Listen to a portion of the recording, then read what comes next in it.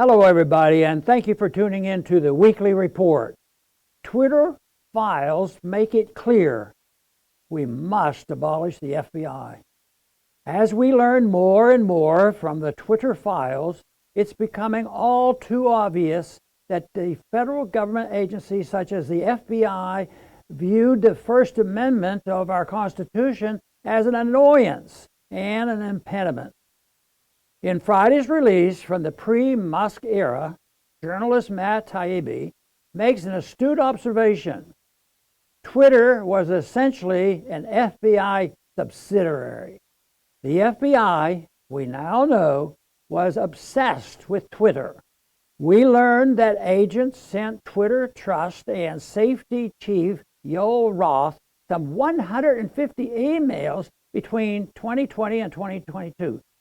Those emails regularly featured demands from the U.S. government officials for the private social media company to censor comments and ban commenters they did not like.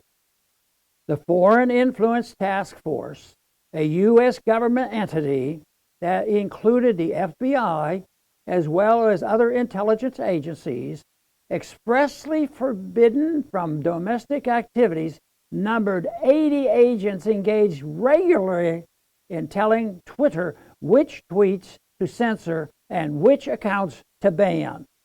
The Department of Homeland Security brought in outside government contractors and government-funded non-governmental organizations to separately pressure Twitter to suppress speech the U.S. government did not like. U.S. federal government agencies literally handed Twitter lists of Americans it wanted to see silent, and Twitter complied.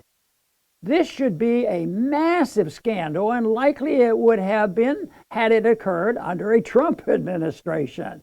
Indeed, Congress would be gearing up for impeachment 3.0 if Trump allied officials had engaged in such egregious behavior.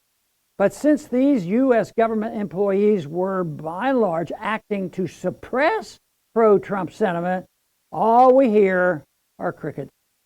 What is interesting about these Twitter revelations is how obsessed the FBI and its government partners were with satire and humor. Even minor Twitter accounts with small numbers of followers were constantly flagged by the feds for censorship and deletion. But knowledge of history helps us understand this obsession. In Soviet times, the population was always engaged in joking about the ineptitude, corruption, and idiocy of the political class. Underground publications known as Semidots were rich with satire, humor, and ridicule. Tyrants hate humor and cannot withstand satire.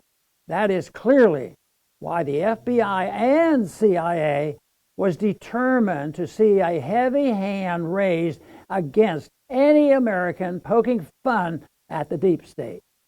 There is good news in all of this. However, as constitutional law professor Jonathan Turley wrote over the weekend, a new Harvard CAPS Harris poll found that even though the mainstream media has ignored the Twitter files, Americans have not. Nearly 2/3 of respondents believe that Twitter was involved in politically motivated censorship in advance of the 2020 election.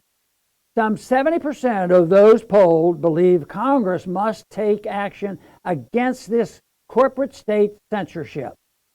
As Professor Turley points out, although the First Amendment only applies to the U.S. government, it does apply to agents or surrogates of the government. Twitter now admits that such a relationship existed between its former officials and the government. So now we have proof that the FBI, along with U.S. intelligence agencies and the Department of Homeland Security, have been acting through private social media companies to manipulate what Americans are allowed to say when they communicate with each other. Is there anything more un-American than that? Personally, I find it sickening. We do not need the FBI and CIA and other federal agencies viewing us as the enemy and attacking our Constitution, and the Fed and the Federal Bureau of Investigation. Thanks for listening.